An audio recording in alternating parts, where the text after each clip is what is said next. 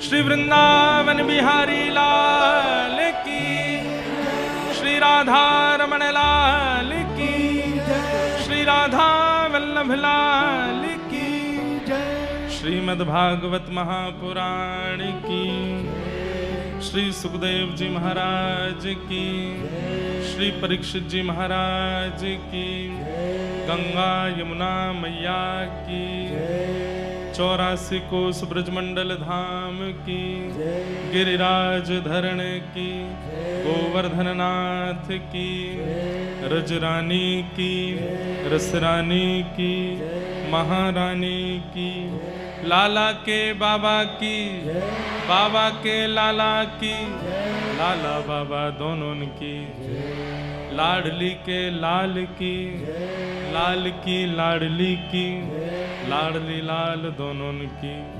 जय जय श्री राधे द्वारिकाधीश की, प्यारे गिरधर लाल की।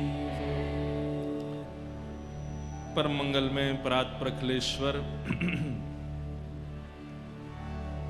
अकारण करुणा वरुणालय भक्त वांछा कल्पतरु तड़िद्वत विनिंदित पीतांबरधारी श्री बालकृष्ण लाल प्यारे गिरधर लाल की वांगमयी शब्दमयी प्रतिमूर्ति हम आप सबके मध्य में विराजमान श्रीमद् भागवत महापुराण को बारंबार प्रणाम। संत जनों की परम आज्ञा से, भक्त वृंदों की परम इच्छा से हमारे विपराग जी और उनके पूरे परिवार के भाव के फलश्रुति स्वरूप वृंदावन प्रकट उत्सव श्रीमद् भागवत सत्संग का हम आप सब लोग इस दिव्य नगर चंडीगढ़ में अविराजित होकर के आज से प्रारंभ कर रहे हैं। ये हमारा परम सौभाग्य है। मंच पर विराजमान परम पूजनीय श्री भगवत धाम वाले पूज्य छोटे महाराज जी स्वामी श्री रविंद्रानंद जी महाराज, बारंबार उन्हें प्रणाम। आपकी कृपा पूर्ण सन्निधि से आज ये उत्सव प्रारंभ हुआ है। निश्चित ही मंगलकारी सबके चित्त में वृंदावन प्रकट होगा, और वृंदावन प्रकट होगा नहीं, हो चुका है ही गयो है। इसीलिए आप सब लोग यमुना जल के भांति बहते हुए यहाँ वृंदावन के तट पर आ गए हैं। ये मंच क्या है? ये मंच श्रीधाम वृंदावन है, इसलिए वृंदावन का सा थोड़ा इसको स्वरूप दिया है। यहाँ प्यारे गिरधर लाल जी विराजेंगे, तो ये तट मंच जो है ये वृंदावन है, और आप सब जो हैं इस वृंदावन की शोभा बढ़ाने वाली प्रत्येक यमुना की बिंदु हो, जो एकत्रित होकर के श्री श्याम सुंदर यमुना जी के स्वरूप में लग रहे हैं। ऐसे आप सब लोग भक्ति स्वरूपा श्री यमुना जी ही हैं। तो वृंदावन प्रकट उत्सव, इसका भाव इसके लिए नहीं है कि आपके चित्त में वृंदावन प्रकट करना है। वृंदावन प्रकट है, पर कभी कभी प्रकट वस्तु का मार्जन होता है, उसकी स्वच्छता, उसको सफाई, उसको और सुंदर निखारा जाता है। तो बस एक प्रकार से ये कहते हैं, तो वृंदावन प्रकट उत्सव तो पिछली बार हुआ, अब तो वृंदावन निखार उत्सव है। अब तो वृंदावन निखारो जा रहा है, प्रकट वृंदावन को निखारा जा रहा है।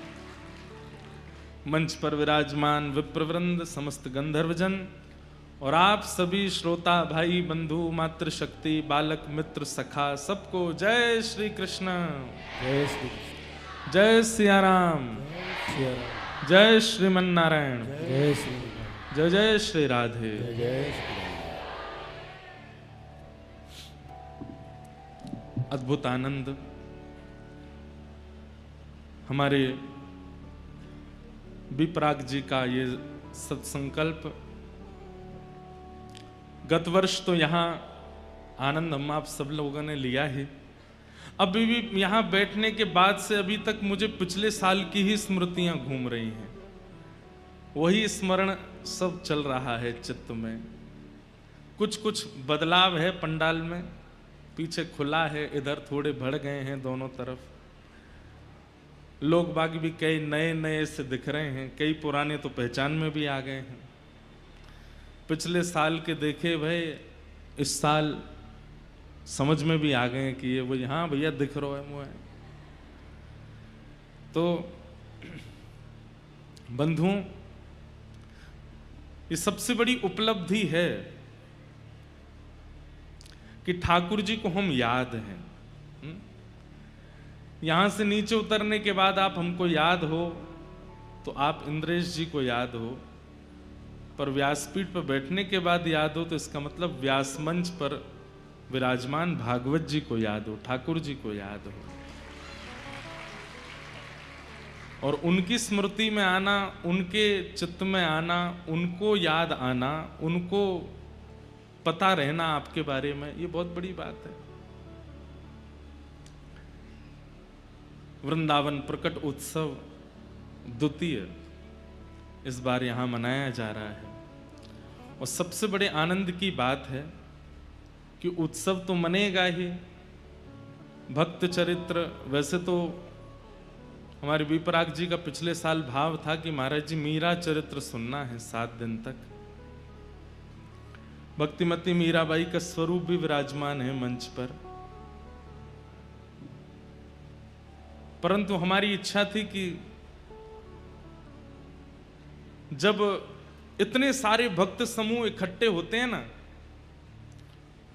तो कई भक्तों की भी इच्छा होती है कि हम भी चरित्र के माध्यम से वहां पहुंचें।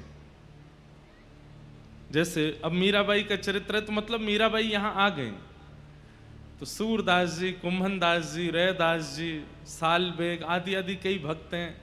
उन सबकी इच्छा ही रह जाती है कि हम नहीं पहुंचे वहां उत्सव में। तो अकेली मीराबाई नहीं आवे, सारे भक्त आवे। इसलिए भक्त चरित्र उत्सव भी है, ताकि जो भक्त दिखने लग जाए नेत्रों में, तुरंत उनका भाव प्रकट हो जाए और उनकी कथा सुनाने लगे हम आपको। इसलिए सब भक्तों के चरित्र पर विशेष रूप से मीराबाई का भाव सुनाया जाएगा, क्योंकि मीराबाई स्वरूप में भी विराजमान हो गई है मंच पर। तो इसलिए मीराबाई सा का श्रीमद् भागवत, मीरा चरित्र और साथ में अन्य भक्तों के भी चरित्र, तो सब एक साथ यहां पर प्रकट होंगे। हम आप सब लोग उसका अनुभव करेंगे, तो बड़े आनंद की बात है। हम अपनी कथा में कहते हैं कि वृंदावन बिना किशोरी जी के कृपा के कोई जा नहीं सकता। पर यह भी बात सत्य है कि वृंदावन बिना किशोरी जी की कृपा के वृंदावन भी कहीं नहीं जाता है। वृंदावन सचल है, अचल नहीं है। वृंदावन एक ही स्थान पर नहीं रहता है। कोई अगर वृंदावन के अनुकूल परिस्थिति, कोई वृंदावन के अनुकूल व्यवस्था, कोई वृंदावन के अनुकूल स्वभाव और मन निर्माण करे तो वृंदावन उसके पास प्रकट हो जाता है। ऐसा श्रीधाम वृंदावन है। आज आप सब लोगों की स्थिति है, आप सब लोगों की व्यवस्था है, आप सब लोगों का व्यवहार स्वभाव है, इसी के कारण वृंदावन यहां प्रकट हो रहा है।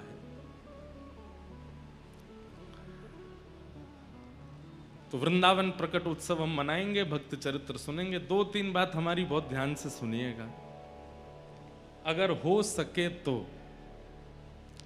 ये जो बीच में बैरिकेटिंग लगी है, इसके पीछे जितने भी लोग बैठे हैं, जब से मैं कथा में आया हूं तब से मैं देख रहा हूं वो हिले भी नहीं हैं, लेकिन बैरिकेटिंग के आगे हलचल हो ही रही है। कभी कोई आ रहा है, कोई बैठ रहा है, तो पीछे वाले ताली बजा रहे हैं। आपको पता है, आपको वीवीआईपी पास मिले होंगे, तो आप पास के भाव से 3 बजे ही आओगे, 4 बजे ही आओगे।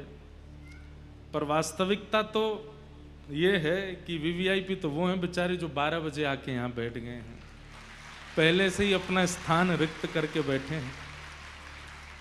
हमारी आगे वालों से हाथ जोड़ के प्रार्थना है, जो आके बैठ गए हैं अब वो उठे नहीं, और कोई नया आ रहा है तो उसको किनारे में ही बैठा दें। अब कथा प्रारंभ के बाद में या सामने हलचल ना हो, हमारे मन में, हमारे भावना में कोई और गति ना आवे, यही वाली हलचल ये ना हो। हाँ बस विराज जाओ, एक कोने में बैठ जाओ। क्योंकि देखिए, आपके सामने कोई एक चित्र है, आप उसका चिंतन कर रहे हैं। अब उस चित्र में बार बार कोई छींटा मारे, बार बार कोई और रंग डालता रहे, तो फिर वो चित्र चिंतन कैसे हो? हमें श्रोता रूपी कैनवास मिला है, और श्रोता रूपी और पंडाल रूपी कैनवास पे हम चित्र बना रहे हैं। अब उस चित्र के बीच में कोई और आकर के खड़ा हो जाए, जैसे कोई फोटो खिंचा रहे होते हैं, नीचे से एक और आ जाए, मैं भी, तो फोटो बिगड़ जाती है ना। तो ऐसे ही ये कैनवास हमारा बन गया है। और कैसा कैनवास है? ऊपर तो श्वेत है यानी किशोरी जी हैं, और नीचे आप सबके कारे कारे बाल हैं यानी कि श्री ठाकुर जी हैं।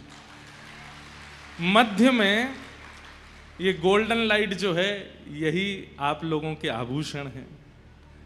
किशोरी जी ने क्या सुंदर आभूषण पहने, पूरा पंडाल ही किशोरी जी है। जो श्वेत श्वेत है, ऐसा लगे कि श्वेत पंडाल के रूप में किशोरी जी, और बीच बीच में ये जो गोल्डन कलर का ये किशोरी जी के वस्त्र हैं, और यह वस्त्र के बीच में ये सुंदर आभूषण पहने हैं। मंच के पास में जो ये आभूषण हैं, ये सिर के हैं। उसके बाद ये नीचे 1 2 3 4 5 6 7, लो ये भी 7 ही हैं।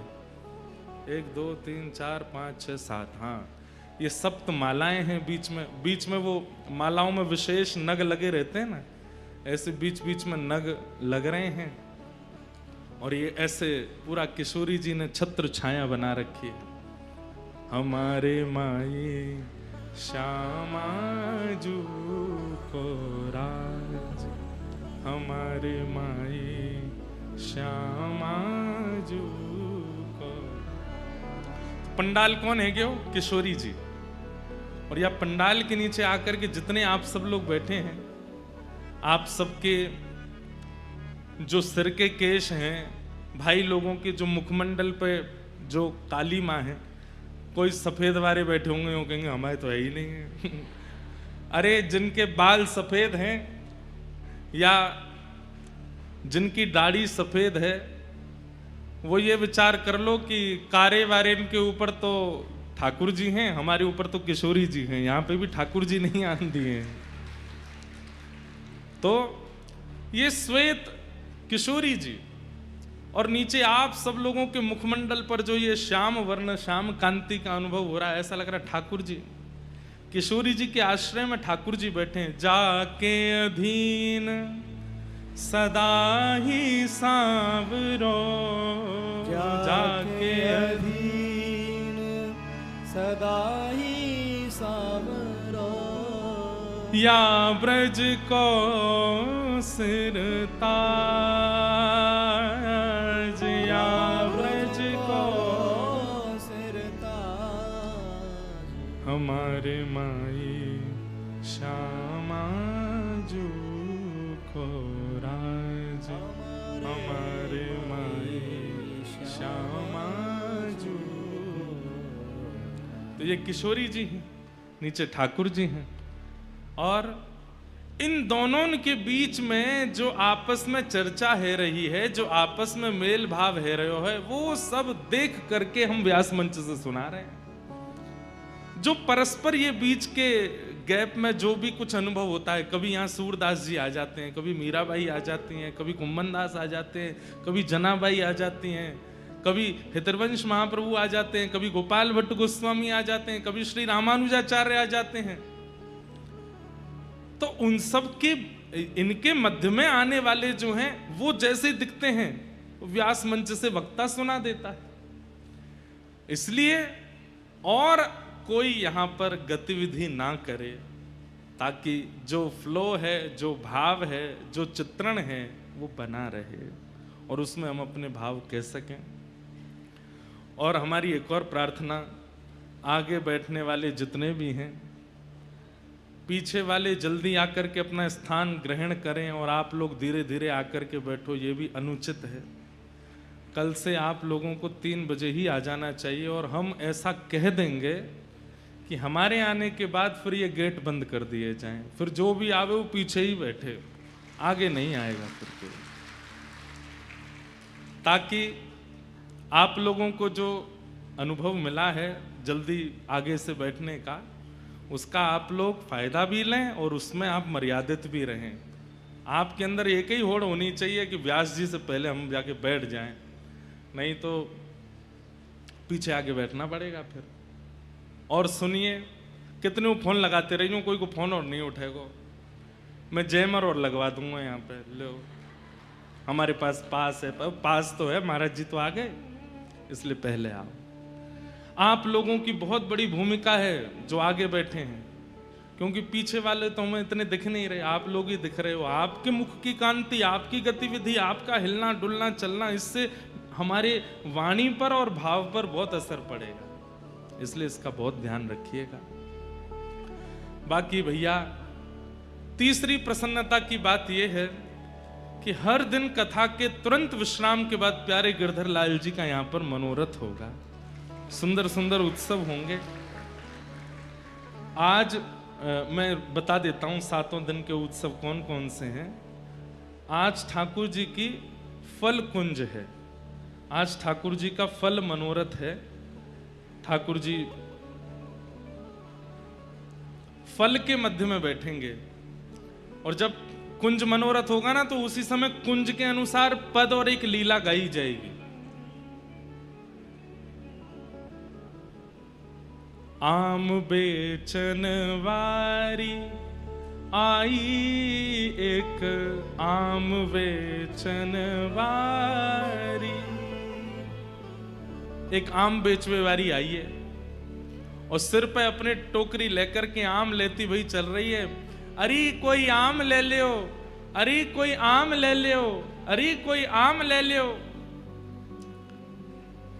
कहती भाई जब जा रही है। इतने में ही अभी 2.5 वर्ष के हैं गोपाल जी, और 2.5 वर्ष के ठाकुर जी अपने कोई खिलौना ते खेल रहे हैं।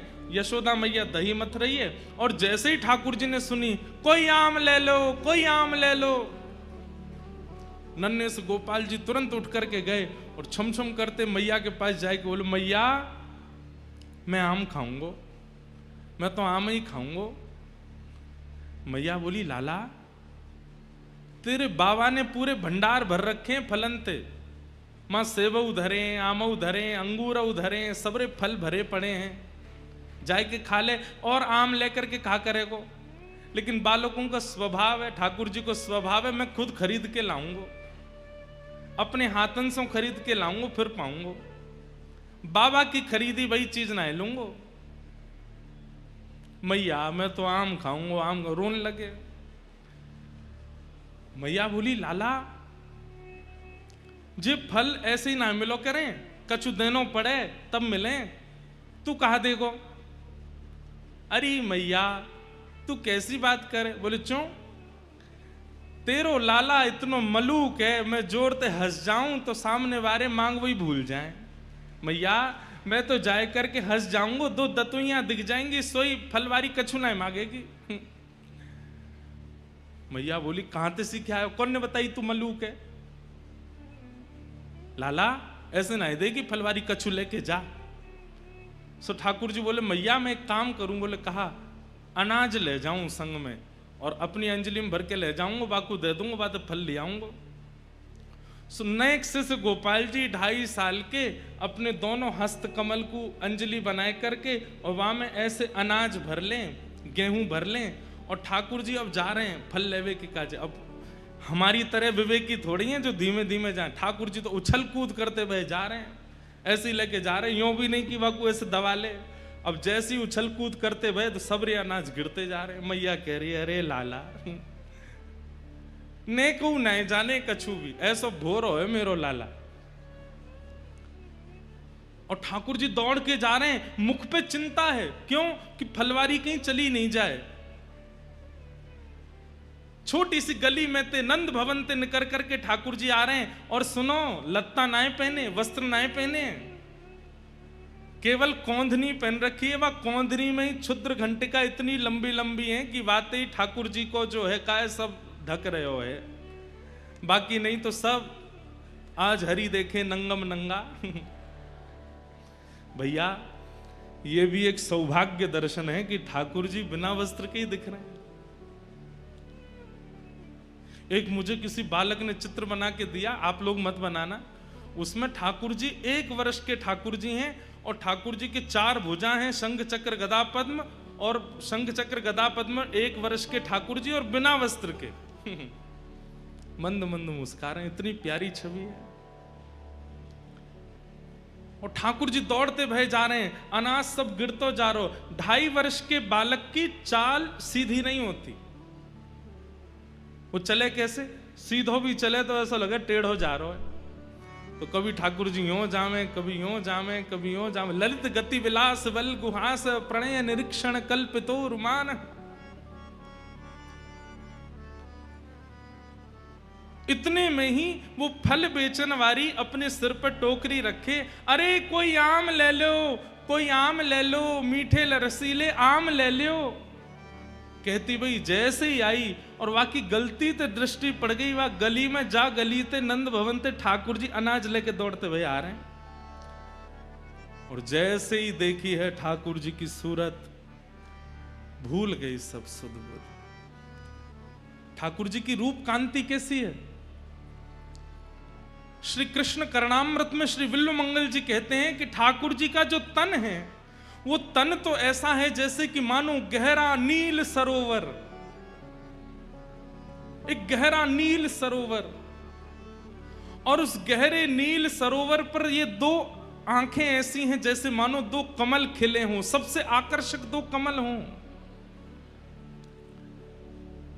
और कभी कभी ठाकुर जी दौड़ भाग करें तो ठाकुर जी के गाल भी गुलाबी गुलाबी है जाएं, तो ऐसा लगे 2 कमल ऊपर और 2 कमल नीचे प्रकट है गए।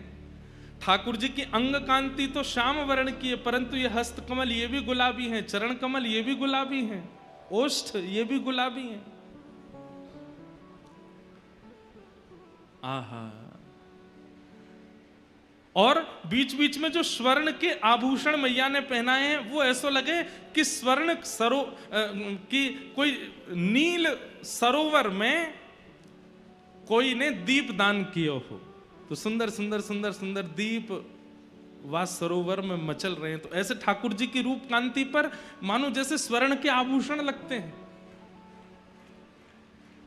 आहा। जैसे ही देखिए छवि, वर्णन करते हैं, विक्रेतु कामाखिल गोप कन्या, मुरारी पादार्पित चित्त वृत्ति, दध्यादिकं मोहवशाद्यवोच्यत,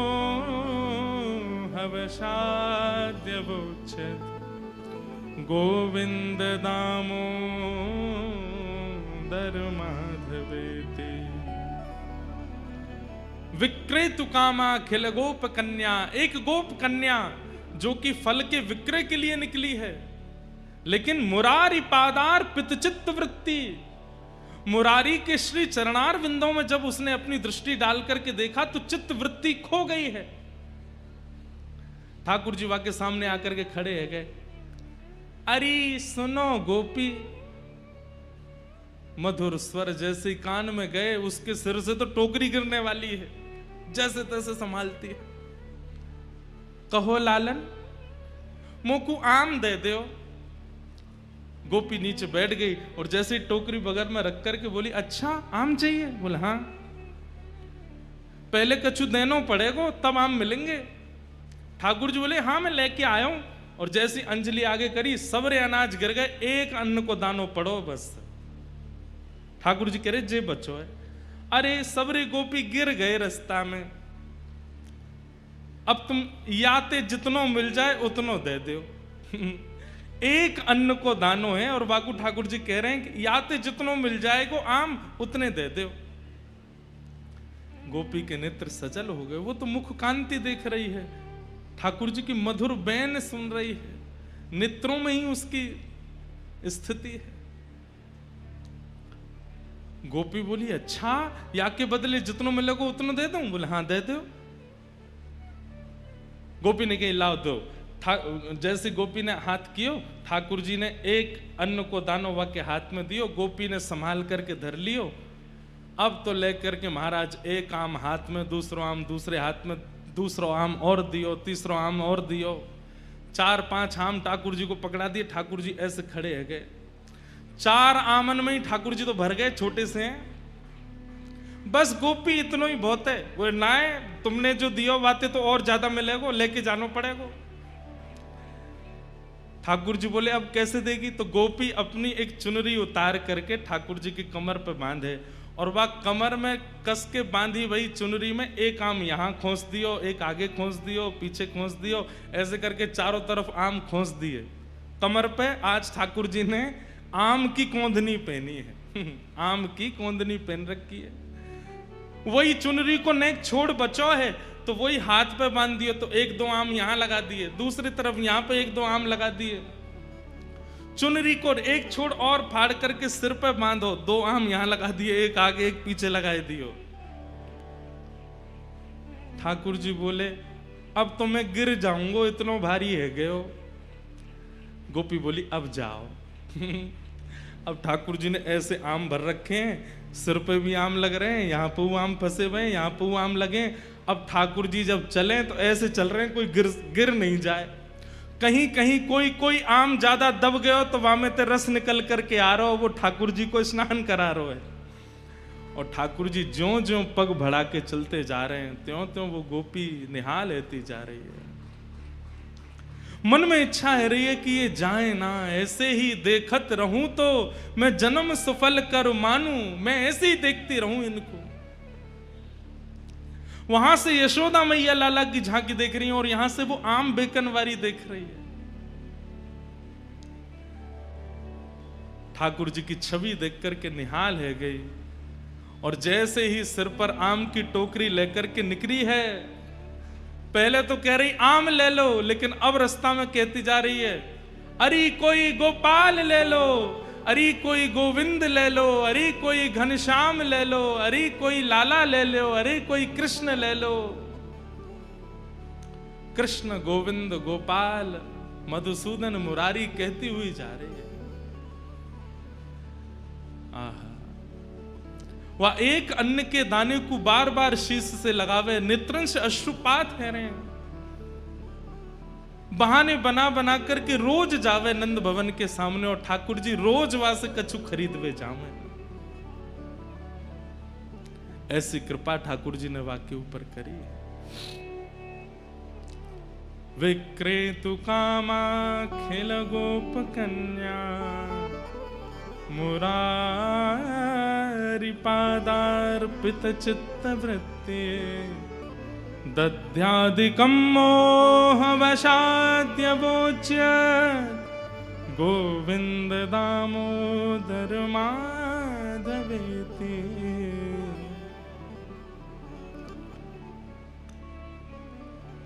ऐसी वो आम बेचन वाली रोज आवे, और ठाकुर जी रोज खरीदवे जामे वहां से। आज वही लीला यहां पर प्रकट होगी। अब ये लीला हमने बोल दी तो या को मतलब गिरधर लाल जी ने ये लीला कर ली। अब यहाँ शाम को उसी लीला का दर्शन होगा। फल कुंज है, और फल के कुंज में ये सबरे फल जो यहाँ आएंगे, ये यही मानो है दर्शन करके ये सब खरीद के लाए ठाकुर जी। हमारे लाल जी तो इतने से हो रहे हैं, आम भी बड़ो है उनते कैसे खरीद के लाए होंगे। और वो फिर जा को मिल जाएंगे, बस उनको ले जाइयो। वहाँ के छिलका गुठली को कोई ऐसी जगह अपने घर में कोई बढ़िया जमीन में गाड़ करके धर दियो, वहाँ को प्रणाम करियो, लाल जी ने प्रदान किया। तो आज ठाकुर जी की फल कुंज है, जो फल ठाकुर जी स्वयं खरीद के लाए, आज उसका दर्शन होगा। ऐसी रोज की एक लीला, और लीला का दर्शन यहां होगा। कल ठाकुर जी की मोर कुटीर है। वैसे तो ये सरप्राइज रखना चाहिए कि आज क्या होगा बताओ, सरप्राइज ही रहने दें, बताएं नहीं, बता देंगे तो आप सब लोग फिर, कल तो संडे है, परसों मंडे में थोड़ी भीड़ कम नहीं है जाए कहीं, अब हम तो पता ही है लाइव में देख लेंगे, और बता ही नहीं रहे, अब सीधे यहीं दर्शन करियो। 2 दिन के हमने रिवील कर दिए, आज ठाकुर जी की फल कुंज है और कल मोर कुटी है। कल ठाकुर जी मोर बन करके आवेंगे। श्यामा जू के रिझवन कारण श्री राधा जू के रिझवन कारण, लाला नए नए रूप बनावे, लाला नए नए रूप।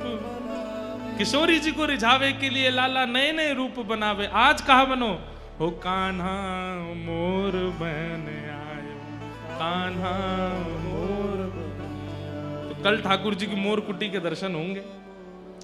तो नित्य यहां प्यारे गिरधर लाल जी का मनोरथ उत्सव होगा। शाम को कथा विश्राम करने के बाद में फिर यहां पर कभी हम पद गाएंगे, कभी वृंदावन के रसिक जन आ रहे हैं वो पद गाएंगे। सब लोगों का पद गायन और वो सब आनंद उत्सव बनेगा। तो इस प्रकार से उत्सव की पूरी रूपरेखा है। आप सब लोग खूब आनंद लीजिए। बस भैया ध्यान रखियो, इन 7 दिनान में कोई भी रसपक्ष आपसे चूके नहीं। रस की पिचकारी यहां से चलेगी, वो आपको एक एक बिंदु आपको आनंदित कर जाए, क्योंकि फिर अगली प्रतीक्षा तो फिर 1 साल की है। और अगले साल की जो कथा है वो तो 1 साल 1 महीना 13 महीना बाद हो रहे हैं, अक्टूबर में है। तो या हमारे आप लोगों की प्रतीक्षा लंबी है, इसलिए या बार की या रस पक्ष को जितना हो सके उतना आस्वादन कर लियो, आनंदते रोज पधार करके इस सुख का आस्वादन कीजिएगा। वृंदावन प्रकट महोत्सव। आइए श्रीमद् भागवत के महात्म्य में हम लोग प्रवेश करते हैं और उसी बीच में फिर वृंदावन की और भक्तिमती मीराबाई की और अन्य जो रसिक जन आएंगे सबकी चर्चा हम करेंगे।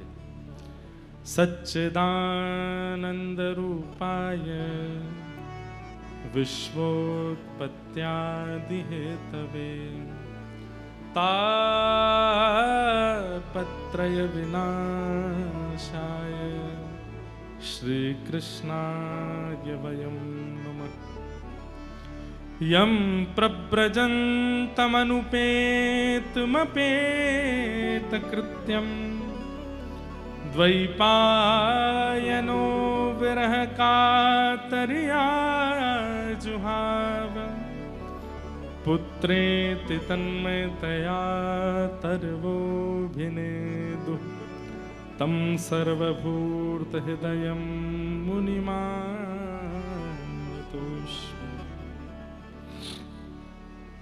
भगवान के 3 रूप हैं, सत्य, चैतन्य और आनंद। बहुत ध्यान से सुनिए, सब लोग इधर देखिए। सबसे पहला, ठाकुर जी सत्य हैं। ये विचार आपके चित्त में नहीं आएगा तो राधा रमन जी चले जाओ, राधा वल्लभ जी चले जाओ, बांके बिहारी चले जाओ, चाहे कहीं भी आप दर्शन करने चले जाओ, आपको कोई और अनुभूति नहीं होगी। केवल और केवल ठाकुर जी अचल रूप में दिखाई देंगे।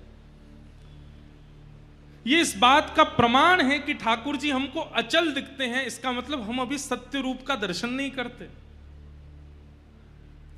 सत्य स्वरूप यदि हमारे चित्त में होगा तो ठाकुर जी अचल नहीं दिख सकते, उनमें कोई ना कोई आपको सचलता का अनुभव होगा। आज ठाकुर जी की ये बांह थोड़ी सी उठी हुई है, आज ठाकुर जी के गाल कछु ज्यादा गोल मटोल लग रहे हैं, आज ठाकुर जी के मुखमंडल पर नेक ज्यादा ही प्रसन्नता दिख रही है। राधा रमन जी की तो दतुइयां दिखने लगती हैं, वो तो सार्वजनिक रूप से सबको दिखती हैं, फोटोज में भी दिख जाती हैं।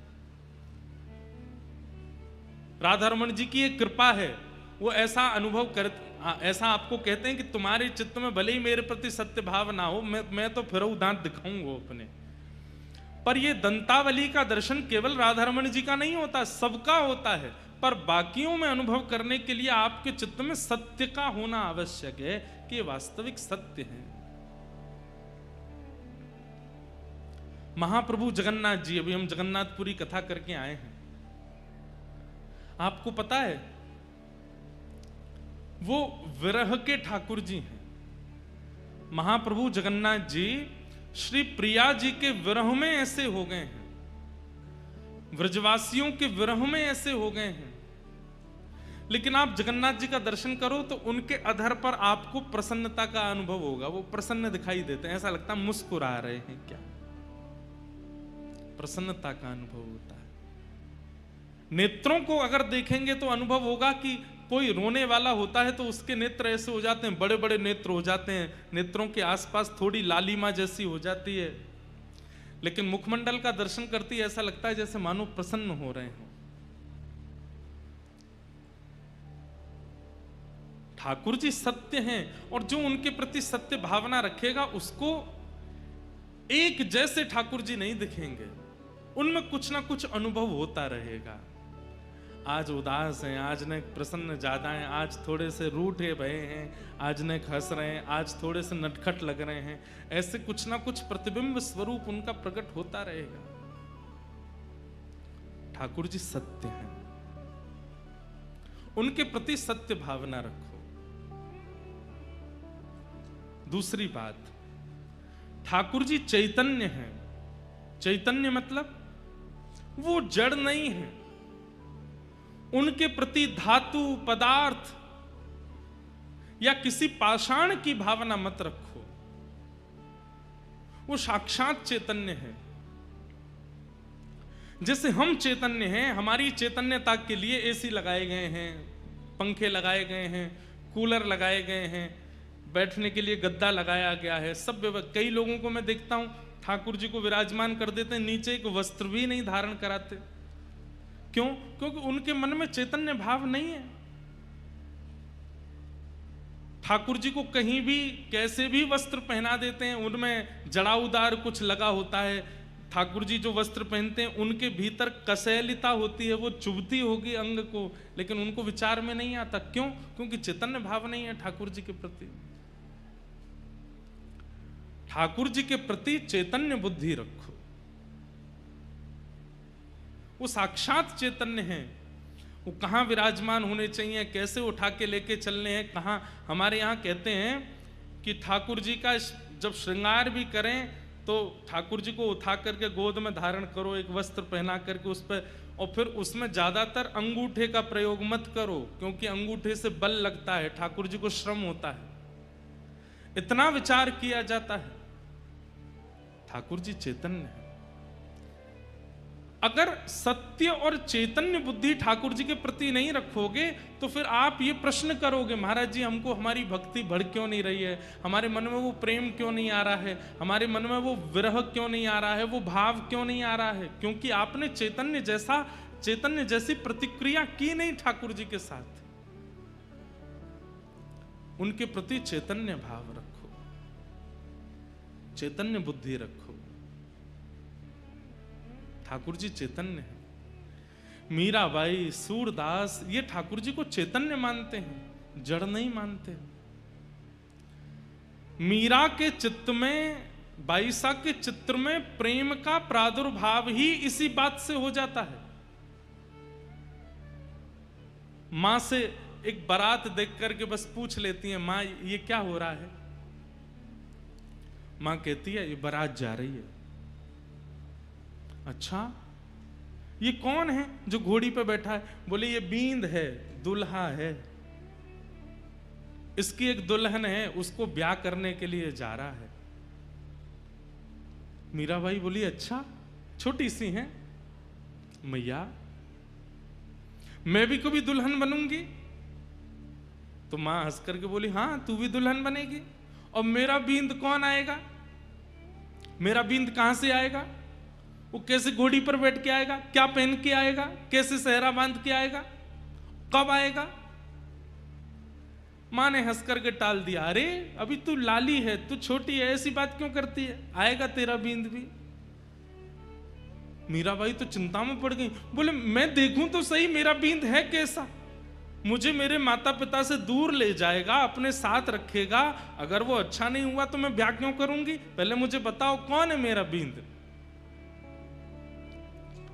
मां कभी इधर जावे कभी उधर जावे, मीरा छोटी सी पीछे पीछे दौड़ रही है, मां मेरा बींद कौन है, मेरा बींद कौन है? हार करके मां ने ठाकुर जी की तरफ इशारा कर दिया। छोटे से गोपाल जी बैठे हैं, ये हैं तेरे बींद, ये आएंगे घोड़ी पे बैठ के। ऐसा कह के मां तो चली गई, लेकिन मीराबाई एक टक देखती रही, और देखते देखते ठाकुर जी के स्वरूप के बगल में जाकर के मुंह फेर करके बैठी है। शर्मा रही हैं, तुम मेरे बींद हो, आप आओगे घोड़ी पे बैठ के, अच्छे हो वैसे तो, थोड़े से बड़े हो जाना, छोटे हो थोड़े अभी, घोड़ी गोरी लेके आना, उस पर बैठ के आना, सहरा पहन के आना, ऐसे वस्त्र पहन के आना, ऐसे ऐसे ऐसे ऐसे साज बजवाते हुए लाना। बस वहीं से ही भारत भूमि को भक्तिमती मीराबाई की प्राप्ति हुई। क्यों? क्योंकि उन्होंने जड़ को चैतन्य मान लिया, और वो जड़ है ही नहीं, वो चैतन्य ही है, उनके प्रति जड़ बुद्धि नहीं।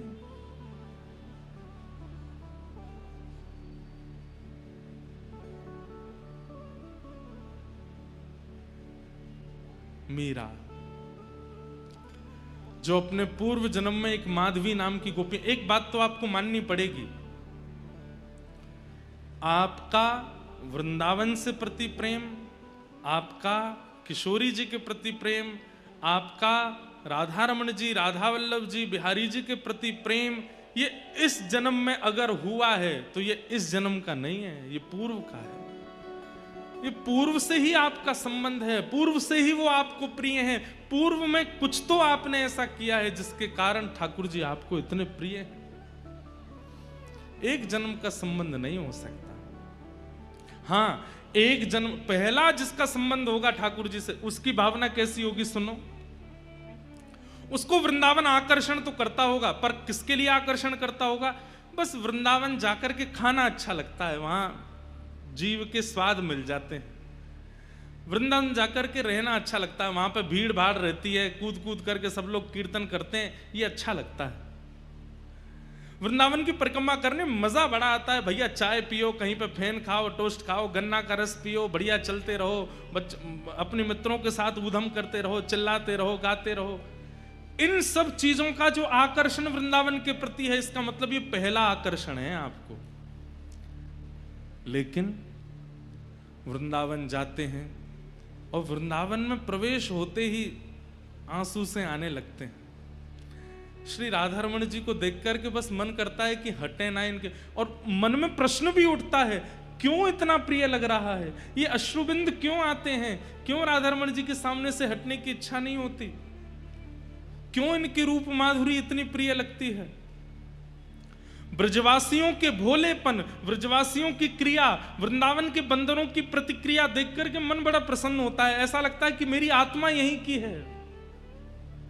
अगर ऐसी स्थिति बनती है, अनायास नेत्रों से अश्रु आना, वृंदावन की छोटी छोटी छोटी छोटी चीजों में अति रुचि आना, ब्रजवासियों की छोटी छोटी प्रतिक्रिया बड़े बड़े इन्फ्लुएंसरों के इन्फ्लुएंस से भी ज्यादा अच्छी लगती हो,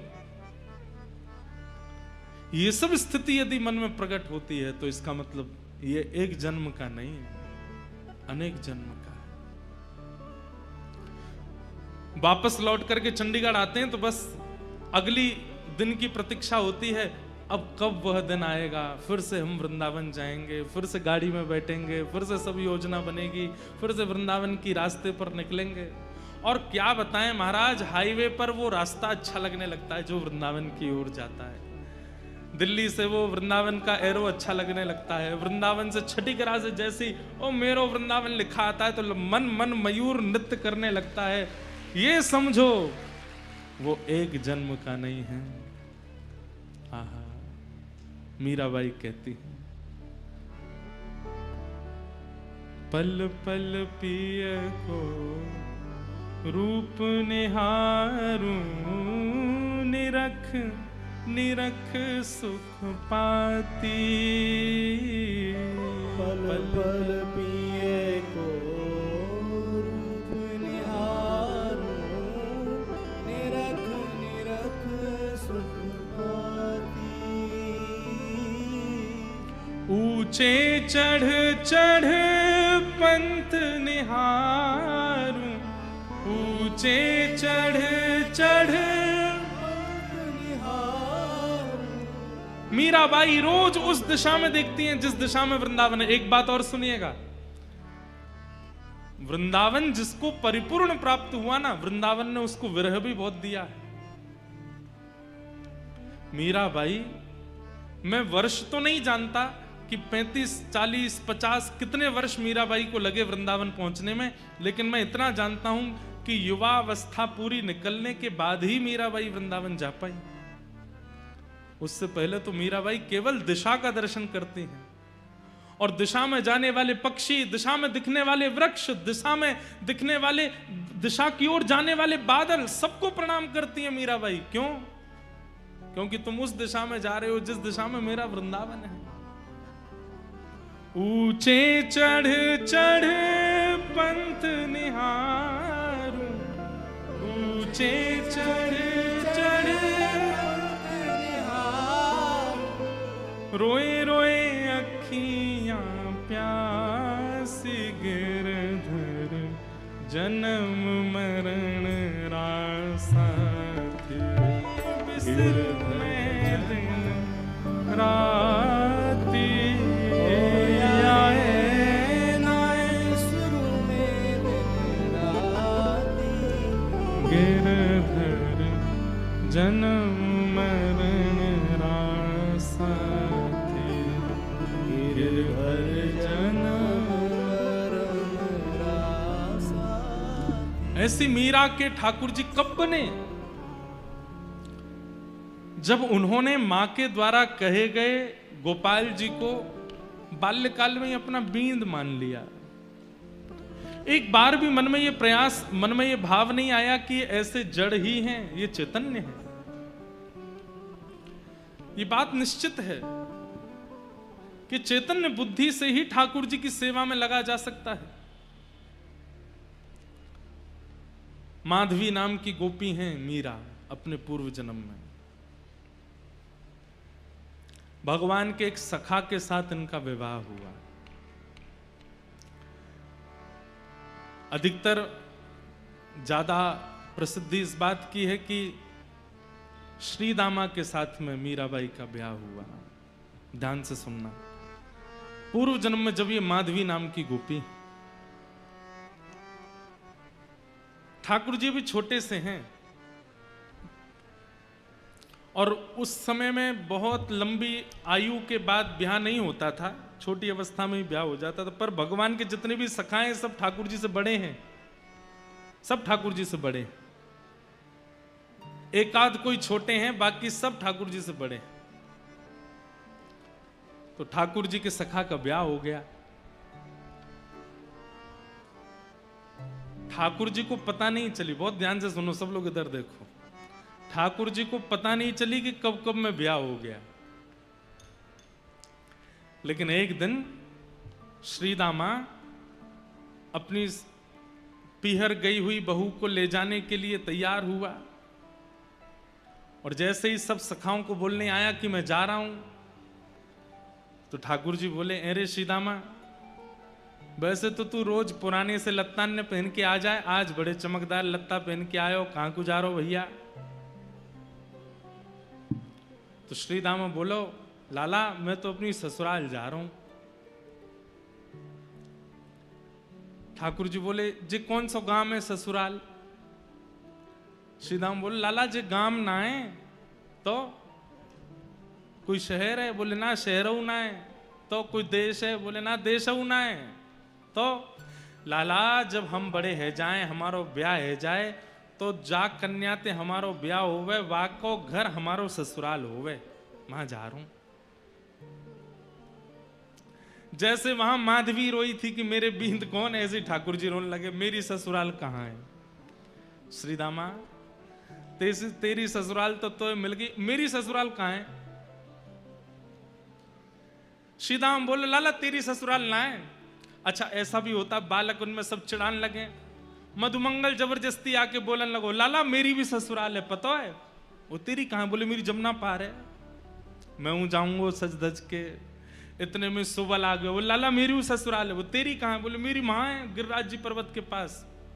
इनकी है नहीं, जबरदस्ती चिढ़ा रहे हैं ठाकुर जी को। अच्छा ऐसा होगा सखान में कोई एक चिढ़े तो बाकी और चिढ़ा में वाए और चिढ़े, और ठाकुर जी चिढ़ के कछु ज्यादा ही सुंदर लगते होंगे तो सखा और चिढ़ाने लगे।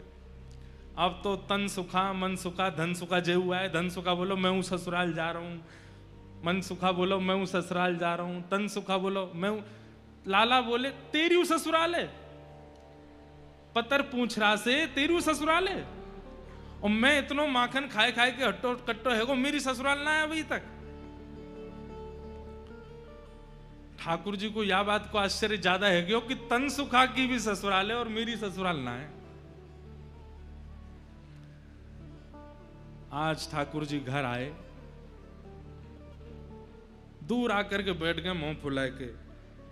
नहीं तो रोज लौट के आमे मैया के कभी कंधा पे चढ़ जाएं, कभी गोद में बैठ जाएं, कभी लेट जाएं, कभी कछु खींचें, कभी कछु करें। आज चुपचाप बैठे। मैया ने पीछे मुड़ के देखी, बोले हैं लाला तू कब ते आए के बैठो है? सो ठाकुर जी मोह इधर करके बैठ गए। अरे जाके आवे ते पूरे नंद भवन में भूचाल आ जाए, बाकी आवे ते आज कोई को पतो ही नहीं चली है। अरे लाला ऐसो माटी को मथोना बने काय को बैठो, काय को? मैं बात ना कर रहा हूं मैया। मैया गोद में ले रही है, कभी हाथ पकड़ रही है, ठाकुर जी छूट छूट के भाग रहे हैं। मैया बोली कहा बात है लाला? रोने लगे, और ऐसे रोने लगे कि सिसकी आने लगी ठाकुर जी को, जैसे सांस रुके ऐसे ठाकुर जी रोवे। मैया बोली कौन ने मारो? मधुमंगल ने मारो तो कुछ श्रीदामा ने मारो, कौन से सकान? मुझको नाम बतावा को अभी जाके देखूं, काय को रोवे? ठाकुर जी बोले मैया तो एक बात बता, जे सबरे ब्रजवासी यों के नंद बाबा गोरे, यशोदा मैया गोरी, ये लाला कारो कहते भयो। इस सबरे मुकु यों तानो दे कि मैं तेरो छोरा नाऊं, और मैया आज मुकु या बात पे भरोसा है गो कि मैं वास्तव में तेरो लाला नाऊं।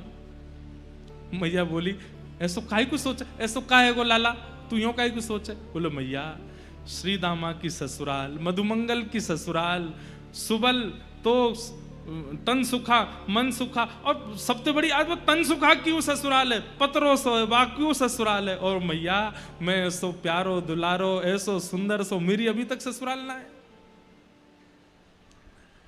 यह बात को सुन करके मैया तो लाला को हृदय से लगा, अरे मेरो लाला झूठ बोले हैं दारी के, श्रीदामा की ससुराल है बाकी इनकी ससुराल ना है लाला, बाकी सबरे तो झूठ बोल रहे हैं तोते।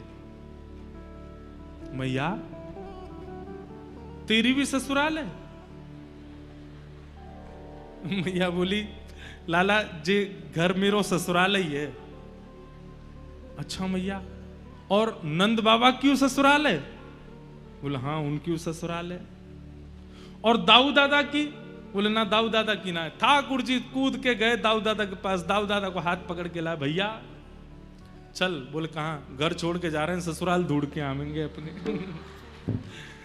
मैया यशोदा बोली लाला तू कैसी बात करे? अब तो ठाकुर जी हट करने लगे, सिर मूड मारन लगे पृथ्वी पे, और बोले भोजन ना करूंगो, सोऊंगो ना, तेरी गोद ना आऊंगो, कछु ना करूंगो, पहले मेरी ससुराल बता कहाँ है। और मैया अगर तेने मुंह को मेरी ससुराल नहीं बताई तो मैं श्रीदामा की ससुराल छीन लूंगो, वही को अपनी ससुराल बना लूंगो। मैया ने जैसे तैसे करके बोले अच्छा एक काम कर। बोले कहा श्रीदामा जब अपनी बहू लेके आ जाएगो, अपनी ससुराल ते वापस आ जाएगो, तो बाकी बहू देख लियो, वैसी बहू तेरे काजे ले आऊंगा। ठाकुर जी बोले जे बहू कौन होवे मैया? मैया बोली ये और मैंने औगार लगा ली। औगार समझे? ये ब्रज भाषा है। औगार मतलब अब कैसे समझाएं औगार क्या है?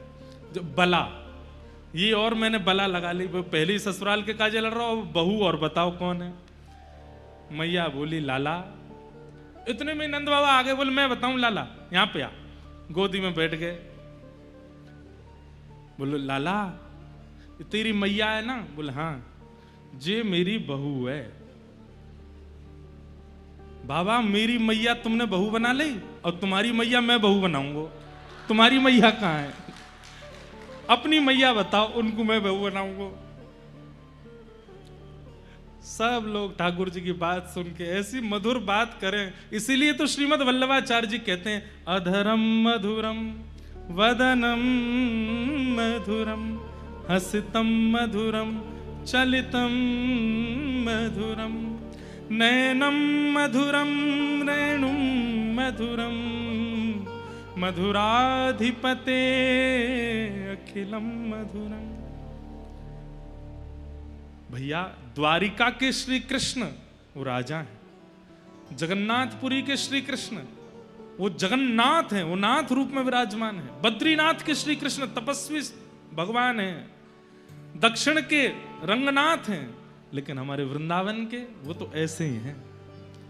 उनके सामने जाकर के लोग बाग कितनी बड़ी बड़ी बातें करते हैं, हमारो बिजनेस चलवाए दो, हमारे काम बनवाए दो, हे बिहारी जी हमारो। बिहारी जी नाए जाने कायते बिजनेस के हैं, बिहारी जी नाए जाने ये सब कहा बात कर रहे हो। उनके सामने तो बालकन वाली बात करो, वो बालक हैं।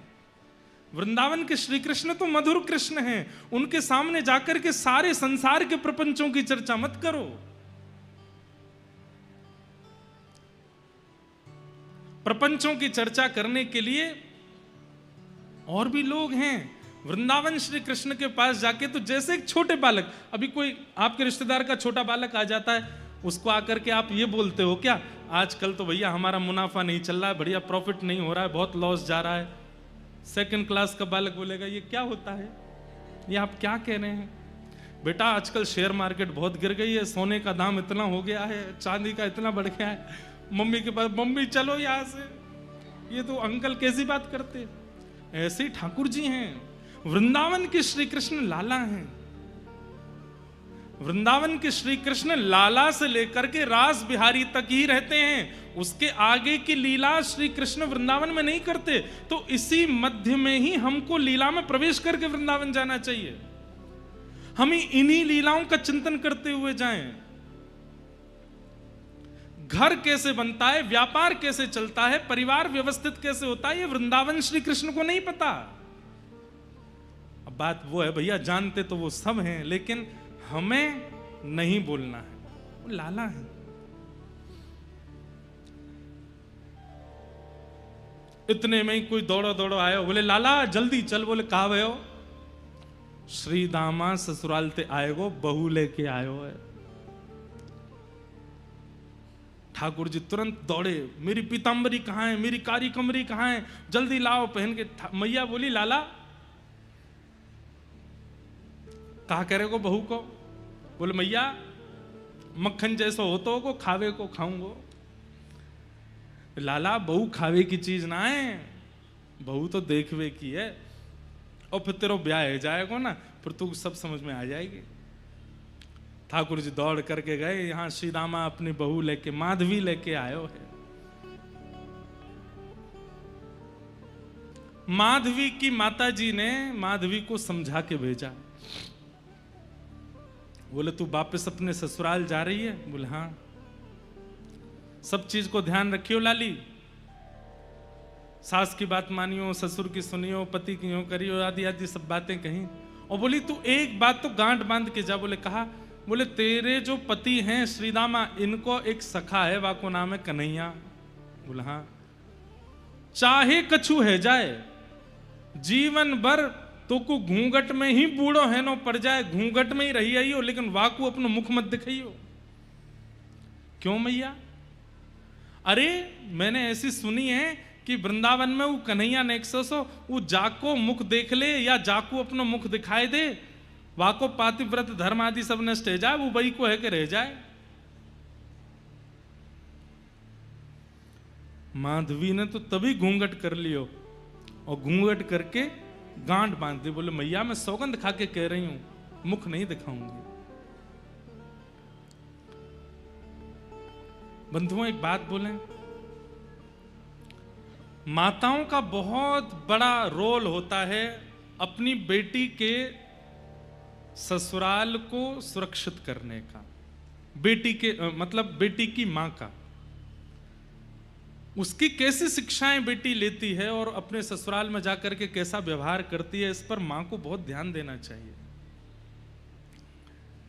आप कहेंगे महाराज जी बेटा ने क्यों नहीं समझाओ, बेटी ने क्यों समझाते रहते हो मंच से? भाई देखो, समझाया उनको जाता है जिनके ऊपर जिम्मेवारी होती है। जो खाली बैठे रहते हैं उनको क्या थोड़ी समझाया जाता है? जिन पर कोई काम धंधा ही नहीं है, वो बस बैठने आए हैं, ऊधम करने आए हैं, ऐशो आराम करने आए हैं, उनको क्या समझाना?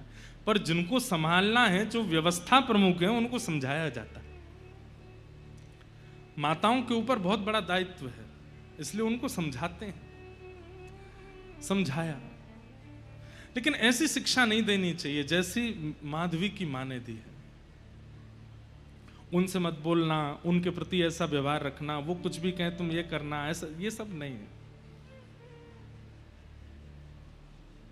अनाचार अत्याचार किसी को सहना नहीं चाहिए।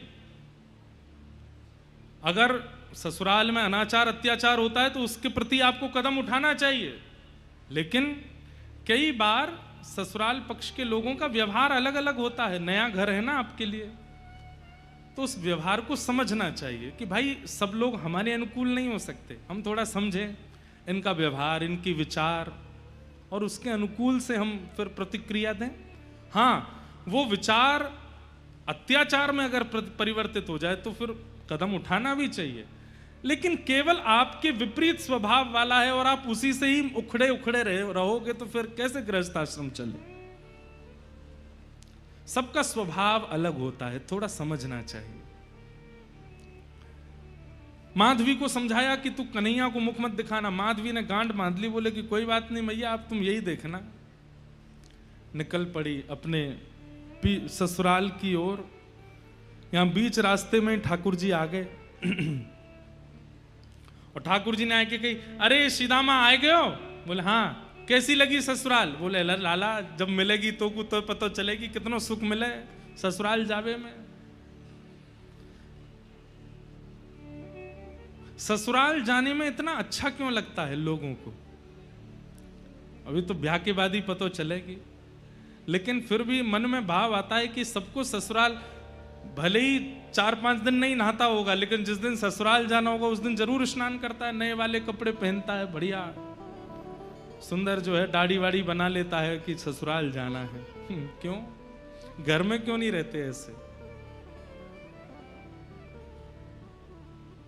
क्योंकि ससुराल में मान मिलता है और मान व्यक्ति को प्रिय होता है।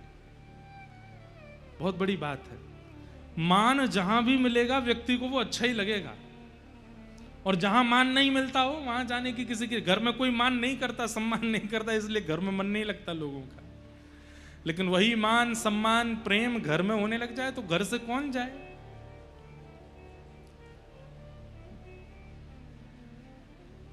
ठाकुर जी बोले अच्छा बहू कहां है? बोले पीछे बैठी है। सीदामा ने इशारा किया, बोले अरे माधवी मेरो सखा है कन्हैया, या को मुख दिखाए दे। जैसी सुनी कन्हैया आ रहे हैं महाराज, घूंघट लेकर के ऐसे पकड़ करके माधवी बैठ गई। बोले ये तो वही है जिसके लिए मैया ने मना किया। हाथ पांव कांपने लगे। जिनका मुख देख करके सारी पीड़ाएं दूर हो जाती हैं, सारे कंटक दूर हो जाते हैं, वो सामने खड़े हैं और माधवी अपना मुंह बंद करके, घूंघट करके, आंख बंद करके खड़ी है। नंद जी को छैया, बलभद्र जी को भैया लाल, या को मुख देखे ते कटत यम फंद। जिसका मुख देखने से यमराज के फंदे कट जाते हैं, उसके मुख को देख करके माधवी मुख दिख रही है अपना। कहने की बात, ऐसी शिक्षा किसी को मत दो कि कोई व्यक्ति ठाकुर जी से मुंह मोड़ ले, ठाकुर जी से मुख छुपा ले। ठाकुर जी तो अंदर ही बैठ गए पालकी में और कह रहे हैं भाभी जी ने मुख दिखाई दो अपनो। मैया ने कही है आपको मुख देख करके जाऊंगा और फिर जैसा बताऊंगा वैसी बहू मेरी आवेगी, नेक दिखाई दो। माधवी तो ऐसे बैठ जाए, कभी ऐसे बैठ जाए। ठाकुर जी ने पास जाए तो दूर रह जाए, मुख नहीं दिखावे। ठाकुर जी ने चरण तक पकड़ लिए, बोले अरे भाभी जी ने मुख दिखाई दो, मैं तुम्हारे पाम पर रहा हूं, नेक दिखाई तो दो। लेकिन माधवी ने मुख नहीं दिखाया। नन्हे से गोपाल जी को क्रोध आ गया। बोले बड़ो गुमान करके बैठी है अपने मोहड़े को, तेने मुंह को मुख नहीं दिखायो ना। आज इतनी याचना करने पर भी मुख नहीं दिखायो। मैं तो को वचन दे के जा रहा हूं, एक नहीं 2-2 जन्मन तक याचना करेगी तब भी मेरो मुख नहीं दिखेगा तो को, और युगन तक प्रतीक्षा करेगी तब भी मेरो मुख दिखेगा नहीं तो को। बड़े बड़े कष्ट सहने पड़ेंगे, बड़ो श्रम करना पड़ेगा, तब जाकर के मेरा मुख दिखेगा तो को। माधवी बोल पड़ी, मैं क्यों तड़पूंगी तुम्हारे मुख देखवे को? मोह तड़पे की आवश्यकता नहीं है, चले जाओ, कभी मुख मत दिखाइयो अपनो। ठाकुर जी बोले, ये तो समय बताएगा। और ऐसा कहकर के ठाकुर जी चले गए। माधवी को तो लगी आज जैसे जान बची हो, लेकिन कौन जानता था कि वो किस भाव से वंचित हो रही है। लौट करके माधवी जब अपने ससुराल पहुंची, रहने लगी वहां पर। अब तो स्थिति ऐसी है कि गोपियों के साथ यमुना जल भरने जाती है तो गोपियां कृष्ण की बात करती हैं, लौट करके घर आती है तो सास ननद कृष्ण की बात करते हैं। रात्रि में कहीं घूमने जाती है, बैठती है सखियों के बीच में तो वहां भी कृष्ण की बात करते हैं। अरे तैने देखी नंद को लाला आज कहां पहन के डोल रहा हो? अरे तैने देखी नंद के कन्हैया ने वाह वारी गोपी के यहां जैसे ऐसे लीला करी। माधवी कहती है, तुम पे और कोई बात नहीं है, तुम्हारे अपने पति हैं, तुम्हारे अपने बाल बच्चे हैं, वो नंद जी के लाला पर पुरुष की ओर ऐसी कुदृष्टि क्यों रखती हो? सब गोपी घेर करके कहती हैं, हेरी माधवी, तेने अभी तक देखो ना है, दिखे नंद को लाला? दूसरी गोपी बोली, हम बे जैसे वो सामने थे आमे जे घूंघट कर ले लंबो और देखे ही ना उनकी ओर। माधवी बोली, देखा नहीं है और देखूंगी भी नहीं, और ना मुझे आवश्यकता है। आहा। सब गोपी कहने लगी, अरे माधवी, कैसा लगे कन्हैया को देख के पता है?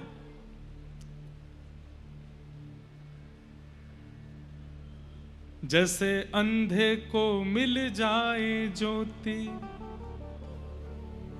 निर्धन को मिले हीरे मोती, जैसे पतझड़ में फूल खिल गया, मेरा सांवरा मुझे मिल गया। जैसे प्यासे को पानी मिल जाता हो, अंधे को नेत्र मिल जाते हो, निर्धन को मोती रत्न मिल जाते हो, और पतझड़ में फूल प्रकट हो जाते हो, ऐसा ही लगता है कृष्ण को देख करके, कृष्ण को सुन करके, कृष्ण के बारे में जान करके। माधवी उठ खड़ी हुई, ना तो मैं अंधी हूं, ना मैं बहरी हूं, और ना मैं प्यासी हूं, तुम देखो, मुझे नहीं देखना।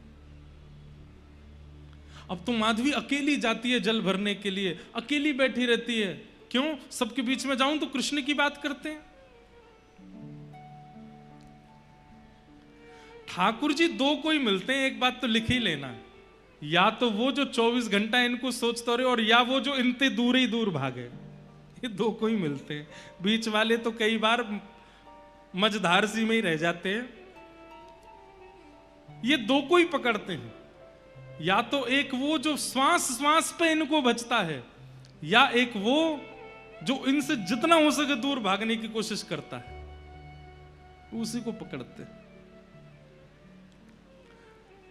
आज ठाकुर जी ने मन बना लियो कि आज या माधवी को अपने रस को आस्वादन कराऊं।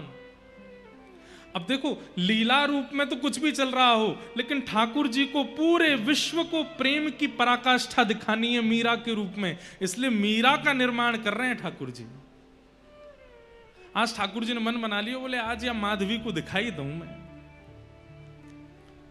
रात्रि में सोई है, और तभी सोते हुए ठाकुर जी ने अपना जैसे मानो जैसे प्रेम जाल फैला दिया हो आसपास। रात्रि के 2-2:30 बजे हैं, और 2-2:30 बजे ही माधवी को ऐसा लगने लगा कि भोर हो गई है और मेरे जल भरने जाने का समय हो गया है। और उठ करके खड़ी हो गई माधवी, तुरंत अपने वस्त्र आभूषण पहने और पहन करके मटकी लेकर के निकल पड़ी यमुना जी की ओर। आगे पीछे देखती है कि आज हलचल नहीं हो रही है, आज कोई भी गोपी अभी तक उठी नहीं है। अरे सूर्य उदय होने वाला है, अभी तक कोई जागी नहीं। मंदम मंदम सुगंधी बह रही है, वातावरण बड़ा पवित्र है, मन रूपी मन में जैसे एक विचित्र जैसा आनंद हो रहा है। आज माधवी को वायु का स्पर्श करके रोम रोम पुलकित हो रहा है, लेकिन अभी तक प्रेम प्रकट नहीं हुआ। क्यों? क्योंकि प्रेमी श्री कृष्ण नेत्रों से दिखे नहीं है, कानों से सुने नहीं है। मन में विचार कर रही है, आज कितना अच्छा मौसम है, आज कितना अच्छा वातावरण है। यमुना जी के समीप गई, आज यमुना जी प्रिय लग रही हैं, वृक्ष वल्लरियां प्रिय लग रही हैं। वही वृंदावन जिसमें वो हमेशा से रहती है, आज वो वृंदावन कुछ ज्यादा प्रिय लग रहा है। यमुना जी में जल तो कम भर रही है, बार बार मटकी में भरती है और फिर खला देती है, फिर भरती है, फिर खला देती है। ये प्रेम के लक्षण प्रकट होने लगे माधवी के चित्त में। अंत तो गत्वा, सोचने लगी, अरे इतनी देर है गई, अभी तक मैंने जल ही ना भरो, जल्दी चलूं।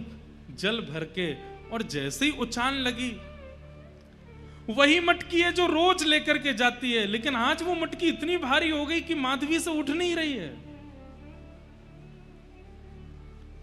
खूब प्रयास कर लिए, कभी इधर से उठावे, कभी उधर से उठावे, कभी नीचे से उठावे, लेकिन मटकी ना उठे।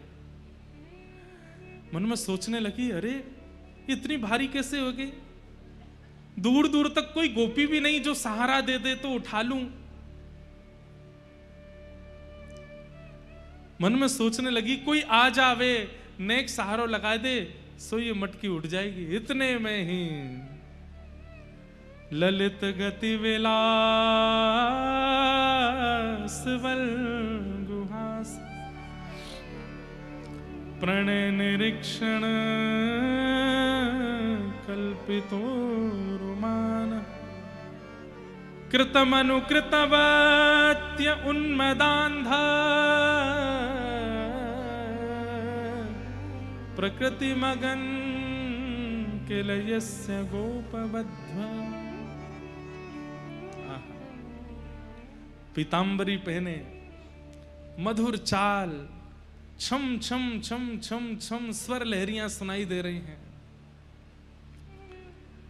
आज ये स्वर माधवी के कानों को जैसे मानो अति सुख दे रहे हों। माधवी कह रही है, अरे कोई तो आ रही है, कोई गोपी तो आ रही है। तो दूर से माधवी कहने लगी, हाँ जल्दी आ, अरे जल्दी आ बहन, अरे नेक मेरी मटकी उचाए दे। ठाकुर जी की छम छम छम चरणों की आवाज से पता चल रहा है कि धीमी गति से चल रही है। तो माधवी चिल्ला रही है, अरे तो कुछ सुनाई नहीं दे रही, नेक जल्दी ते चल के आ। तो ठाकुर जी की जो गति है वो तेज हो रही है, छम छम छम छम छम जोर से चल रहे हैं। माधवी को सुनाई देता, हाँ बस आवे वारी है, आवे वारी है, आवे वारी है, आ गई होगी।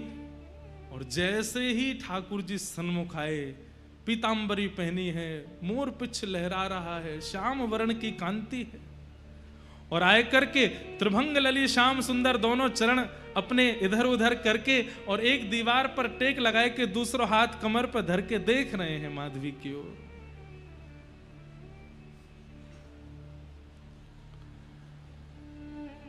मीराबाई कहती हैं, जब मीरा के रूप में उनको माधवी का चिंतन हुआ, तब मीराबाई ने ये पद गाया, हूं जल भरने जात थी सजनी, कलश माथे धार्यो। हूं जल भरन जात थी सजनी, कलश माथे धार्यो।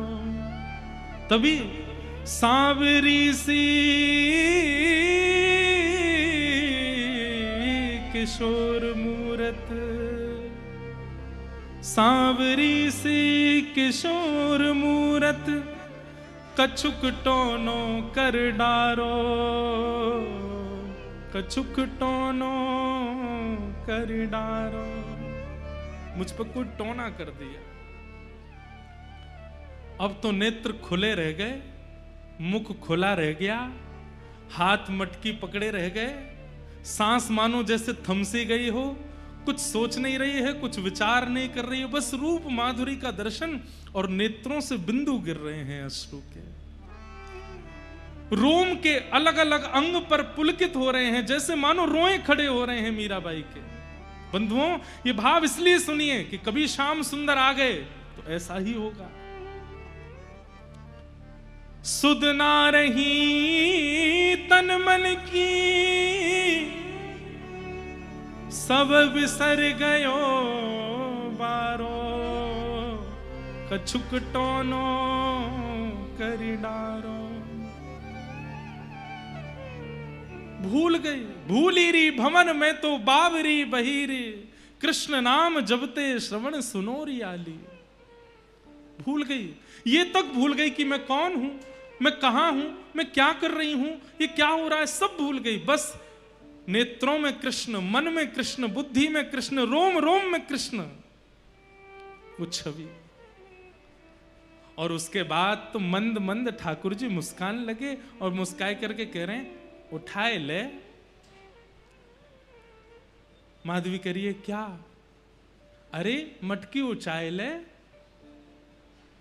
अच्छा उचाए लो? बोले हाँ।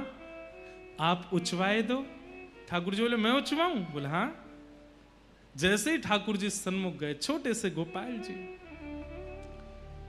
माधवी उन्हीं को देख रही है, कुछ चिंतन नहीं चल रहा है।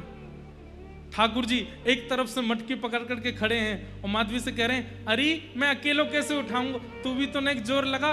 माधवी भी पकड़ती है और जैसे ही मटकी उचान लगी, ठाकुर जी मटकी से नेक ऊंचे हैं, बस छोटे से हैं, लेकिन जैसे ही मटकी उचवाई अब उच गई। जैसे मीरा ने उठाई है, माधवी ने उठाई है, और जैसे ही उठाती जा रही है उतने ही बड़े श्याम सुंदर होते जा रहे हैं और बिल्कुल माधवी के सामने आ गए और आए करके मटकी उचाए करके वाके सिर पर धर दी है। मतलब बाल कृष्ण अब कुंवर कृष्ण बन गए।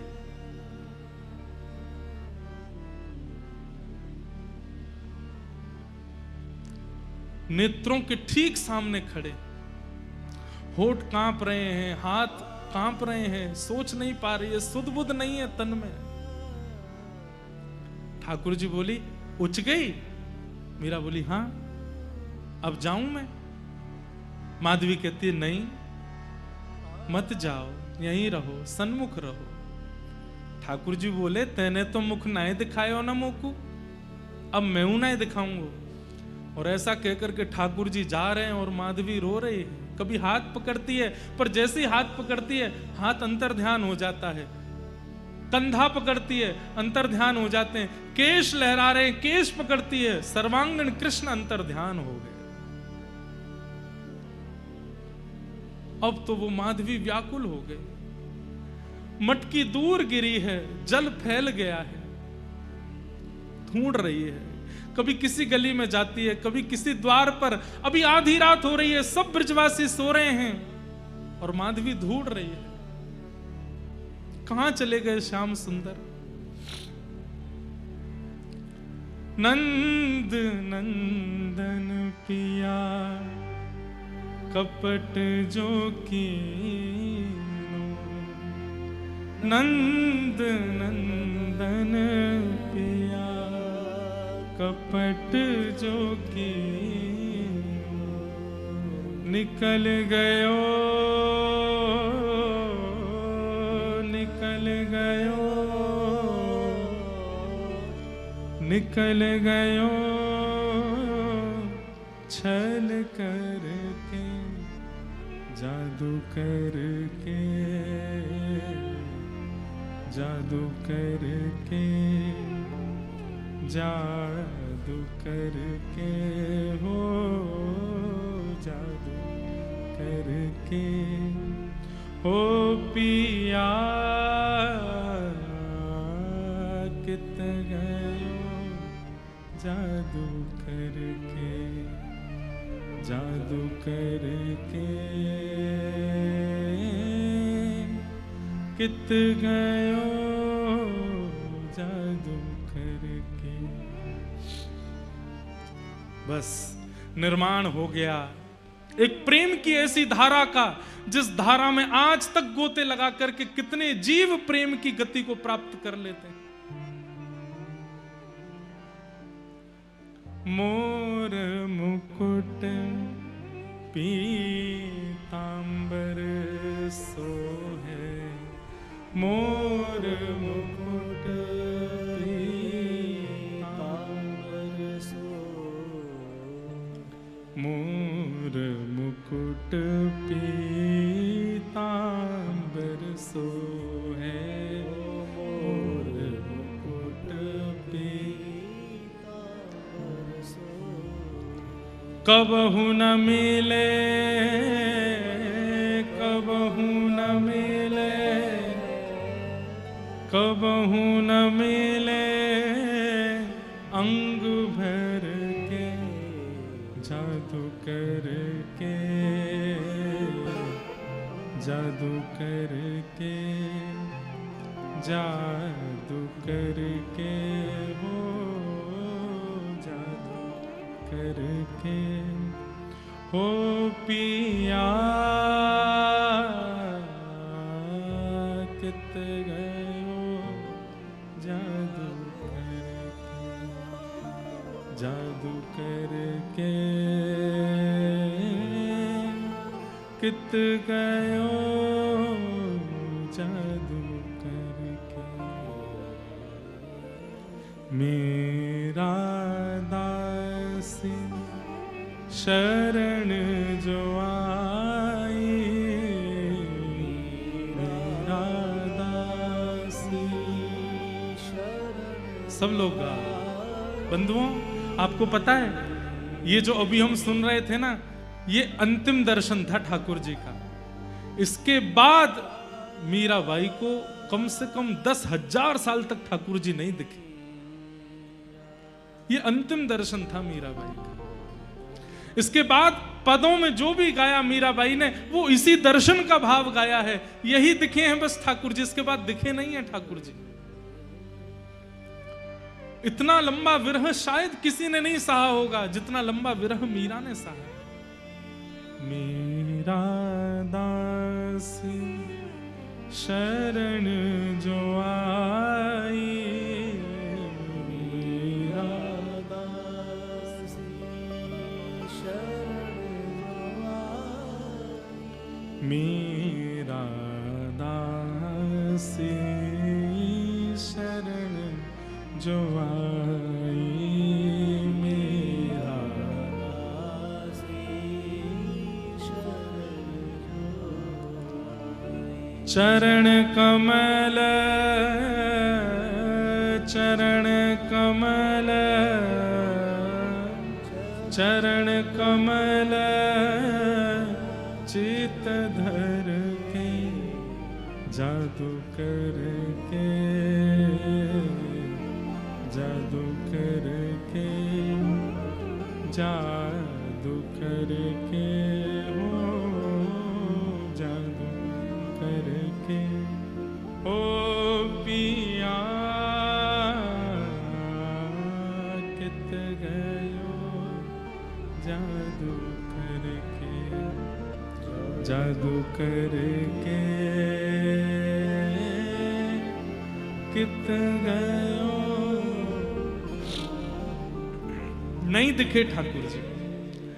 अब तो माधवी ऐसी हो गई है कि सुध ना रही तन मन की। अब तो भोर हो गई, सब गोपियां सामने से आती हैं तो माधवी स्वयं को छुपाती है, नेत्रों के अश्रुओं को छुपाती है, अपनी मन की स्थिति को छुपाती है। हाथ पैर कांपते हैं उसके। भोजन बनाती है पर भोजन बन नहीं पाता, रोटी बनाती है तो रोटी जल जाती है, श्रृंगार करती है तो श्रृंगार नहीं कर पाती है। कोई काम सही से बन नहीं पाता मीराबाई से, माधवी से।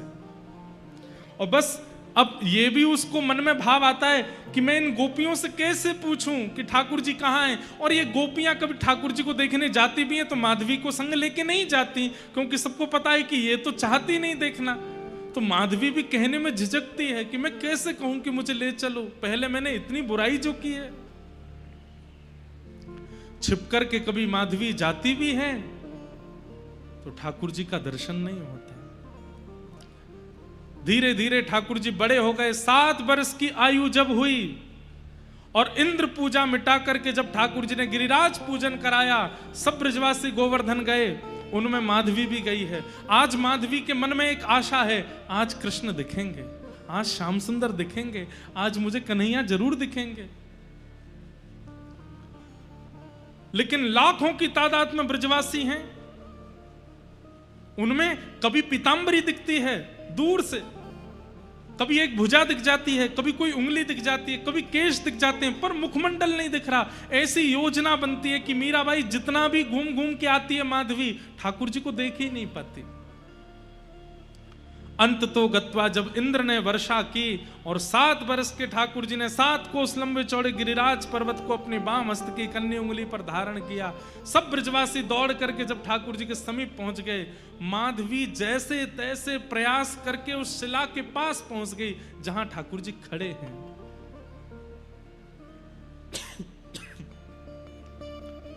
और जैसे ही उस शिला के पास पहुंच करके नेत्र खोल करके देखा है, जैसे ही ठाकुर जी की ओर देखा तो बाहर तो इंद्र वर्षा कर रहे हैं, इतना जल गिर रहा है, पर मीराबाई के नेत्रों में इतना जल आने लगा, माधवी के नेत्र इतने जलों से भर गए, बार बार पहुंचती है पर जैसे ही खोलती है मानो जैसे आंसुओं की पिचकारी चल रही हो नेत्रों से, देख नहीं पा रही ठाकुर जी को, चरणों में गिर गई, लिपट गई, बोले नाथ मुझे क्षमा कर दो, मुझे पता है आप मुझसे नाराज हैं, आप मुझसे रूठ गए, इसलिए मेरी ऐसी स्थिति कर दी है कि सब देख रहे हैं आपको पर मैं आपको देख नहीं पा रही हूं, मुझे आपका दर्शन नहीं हो रहा है।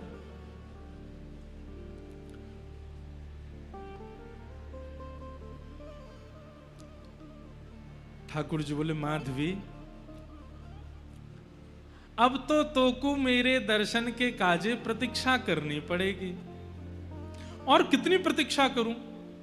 4 वर्ष पहले आप यमुना घाट पर आए थे मटकी उचाने के लिए, अब अभी तक मुझे दर्शन नहीं हुए, और अब मैं सामने खड़ी हूं तो इतने अश्रु आ रहे हैं कि मैं देख नहीं पा रही हूं। अब ही तो नेक और प्रतीक्षा करनी पड़ेगी। माधवी बोली कितनी प्रतीक्षा? ठाकुर जी बोले 1 युग, 1 युग की प्रतीक्षा। माधवी तो मानो जैसे बावरी हो गई हो सुनकर के। प्रतीक्षा की घड़ी होती है 1 वर्ष, 6 महीने, 5 महीने। अरे कोई व्यक्ति प्यासा हो और उससे कह दिया जाए कि तुम तो जल कभी पी ही नहीं सकते क्योंकि जल पीते ही प्राण निकल जाएंगे, तो भी वो जलपान कर लेगा। आपने तो मुझसे जल का सिंधु ही दूर कर दिया। 1 युग कोई प्रतीक्षा होती है? ठाकुर जी बोले जितनी लंबी प्रतीक्षा, जितनी बड़ी प्रतीक्षा होगी उतना पवित्र प्रेम प्रकट होगा माधवी। और अब मैंने कह दिया है, अब तुम प्रतीक्षा करो।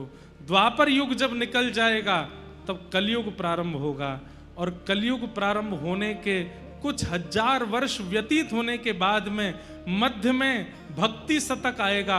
100 वर्ष तक भारत में केवल भक्तों के जन्म होंगे, तभी मेड़ता में तुम्हारा जन्म होगा और तुम मेरी परम भक्ता बनकर के वहां आओगी, और वहां आकर के तुम बचपन से ही मेरी स्थिति में रहोगी। तभी एक संत तुम्हारे गांव में आएंगे, उनके सेवा के ठाकुर जी के रूप में मैं ही आऊंगा, और उन संत से तुम मुझे मांग लोगी। मुझे देखते ही तुम्हें अपने पूर्व जन्म यानी कि इस जन्म की सारी यादें ताजा हो जाएंगी, और तुम मेरे को प्राप्त करके फिर मेरे साथ रहोगी। भक्ति काल कलयुग में आकर के जब तुम मेरा रूप, मेरी भक्ति का रूप धारण करोगी, प्रेम का प्रचार करोगी, तुम्हारे प्रेम सरोवर में डुबकी लगा करके असंख्य लोग मेरे प्रेम भाव को प्राप्त करेंगे। इसलिए तुम्हारा प्रतीक्षा करना आवश्यक है। अब जाओ प्रतीक्षा करो। इतना बड़ा विरह तो भगवान ने किसी को नहीं दिया है जितना बड़ा विरह माधवी को दिया है। गोवर्धन पूजा के बाद माधवी कहां गई किसी को नहीं पता, और उसके बाद हजारों वर्ष व्यतीत हो गए, कलयुग प्रारंभ हो गया। कलयुग में भी हजारों वर्ष व्यतीत हो गए, और आज से लगभग 450-500 वर्ष पूर्व भारत भूमि में वही माधवी भक्तिमती मीरा के रूप में जन्मी है। बोलो भक्त वत्सल भगवान की। और वही मीरा, वैसे नाम तो उनका मिहिरा है, सूर्य की किरणों को बोलते हैं मिहिरा, नाम उनका मिहिरा है, पर जगत उनको मीरा बुलाता है। मिहिरा का जन्म हुआ, और वही मीराबाई जो ठाकुर जी का रूप नहीं देखना चाहती थी किसी समय पर, उनकी अब स्थिति कैसी हो गई है। बसो मोरे नैनन में नंदलाल बसो मोरे नैनन में। मोर मुकुट मकराकृत कुंडल मोर मुकुट मकराकृत कुंडल अरुण तिलक सोहे भाल अरुण तिलक सोहे भाल बसो मोरे नैनन में नंदलाल बसो मोरे मोहनी मूरत सांवरी सूरत मोहनी मूरत सावरी सूरत नैना बने विशाल नैना बड़े विशाल और अधर सुधारस मुरली राजत अधर सुधारस मुरली और उर्वे जंती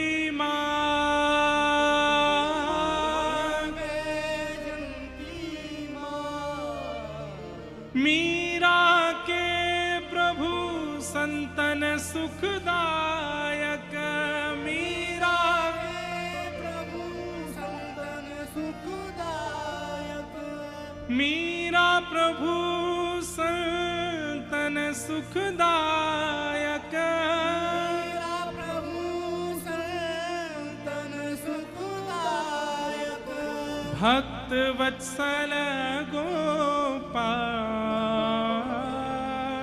भक्त वत्सल गोपाल बसो मोरे नैनन में नंदलाल बसो मोरे नैनन में। वही मिहिरा मां के कहने पर कि यही तेरे बींद हैं,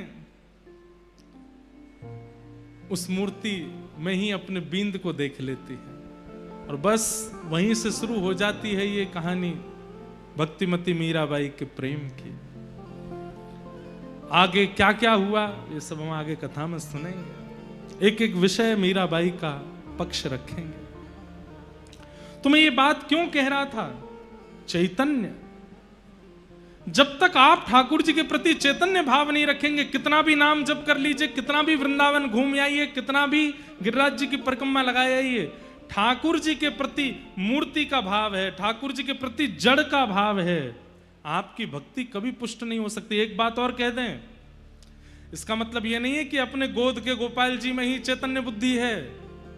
जहां कहीं गोपाल जी दिखेंगे सब जगह चैतन्य अनुभव होगा। आपको पीछे दिख रहे गिरधर गोपाल जी ये कोई कार्डबोर्ड नहीं लगेंगे, ये कोई सामान्य प्रतिमा नहीं लगेगी। सामने बैठ करके आप देख रहे हो और आपको ऐसा लगेगा गोपाल जी ऐसे अपने गिरधर लाल जी आंख मटकते हैं, कभी ऐसे हो जाते हैं, कभी हार के बैठ जाते हैं। आप जहां देखेंगे वहां ठाकुर जी के चैतन्य भाव का दर्शन होने लग जाएगा।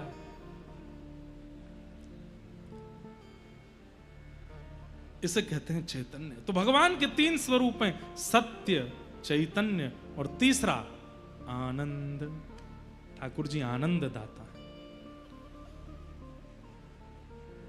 सच्चिदानंद रूपाय विश्वोत्पत्त्यादि हेतवे तापत्रय विनाशाय श्री कृष्णाय वयम नमः। ऐसे विश्व के रचयिता प्रणेता श्री कृष्ण को हम बारंबार प्रणाम करते हैं। श्री कृष्णाय वयम नमः। श्री कृष्ण को हम प्रणाम करते हैं। भागवत जी के महात्म्य में आगे भक्ति ज्ञान वैराग्य की पुष्टता की कथाएं बताई गई। भक्ति सुतौ तौ तरणौ गृहीत्वा प्रेमैक रूपा सहसा विरासित श्री कृष्ण गोविंद हरे मुरारे हे नाथ नारायण वासुदेव। श्री कृष्ण गोविंद हरे मुरारे नाथेति नामानि मुहुर्वदन्ति। यही नाम गाते गाते गाते गाते भक्ति ज्ञान वैराग्य तीनों युवा हो गए। अब एक बात, श्री कृष्ण गोविंद हरे मुरारे हे नाथ नारायण वासुदेव, इस कीर्तन में कितने नाम आते हैं? श्री कृष्ण, गोविंद, हरि, मुरारी, हे नाथ, नारायण, वासुदेव। कितने हुए? 7। हमारा जीवन कितने दिनों में चलता है? 7 दिनों में।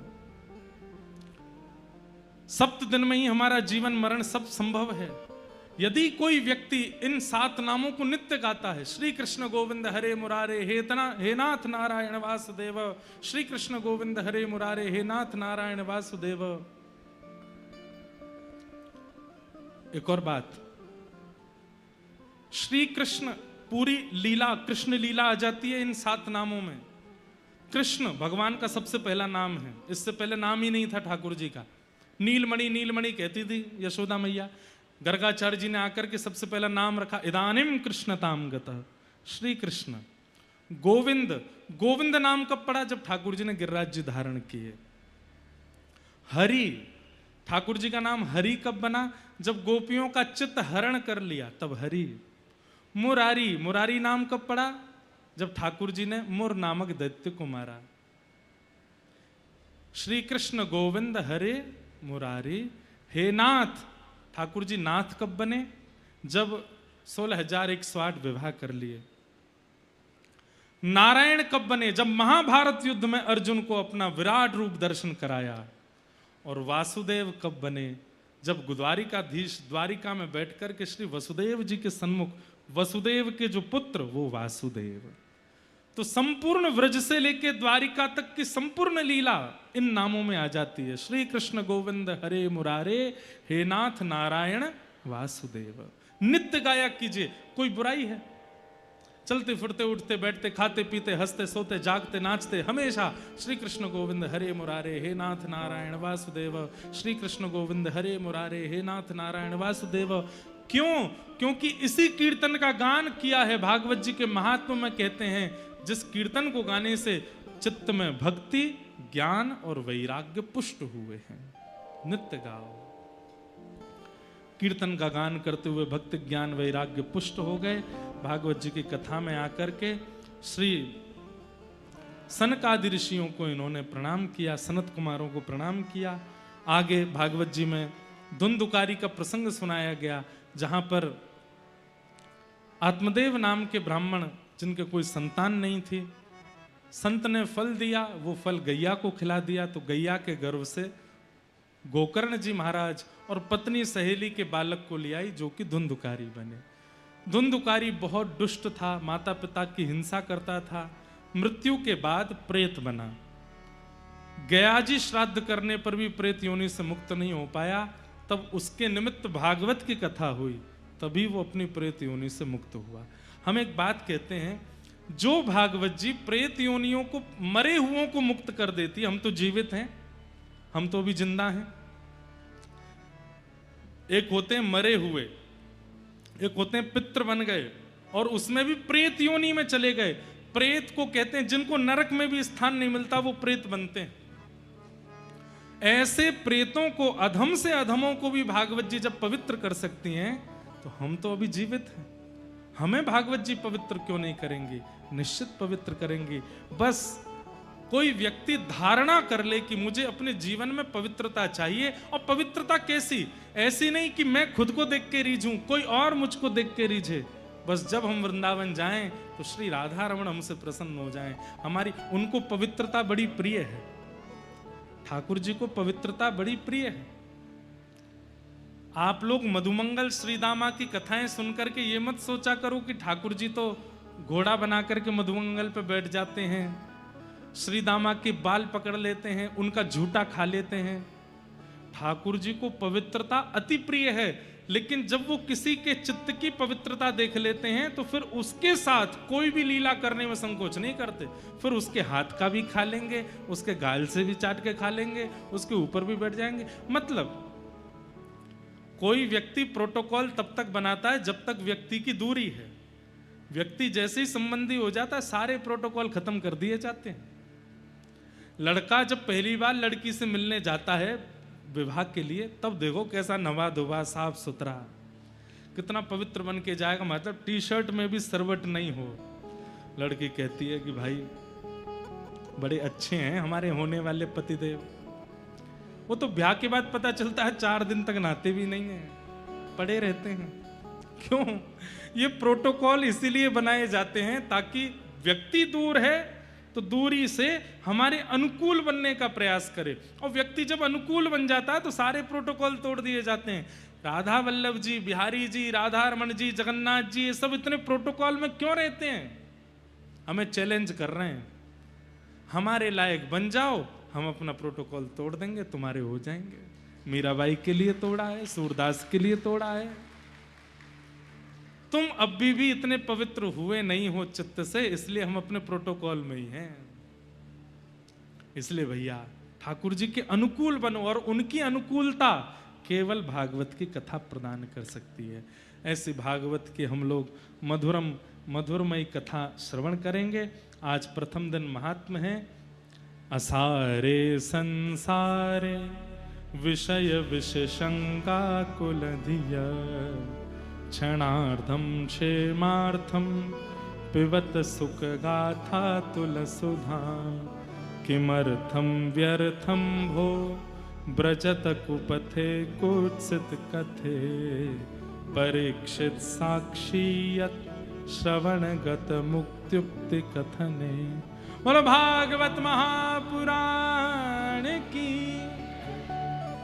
भागवत जी का महात्म सुनाया, मीराबाई के पूर्व जन्म माधवी स्वरूप की हमने कथा सुनी। अब हम लोग कथा को विश्राम की ओर ले चलेंगे और लाल जी का फल मनोरथ का दर्शन करेंगे। फल मनोरथ का दर्शन करने के बाद ही सब लोग यहाँ से प्रस्थान करेंगे।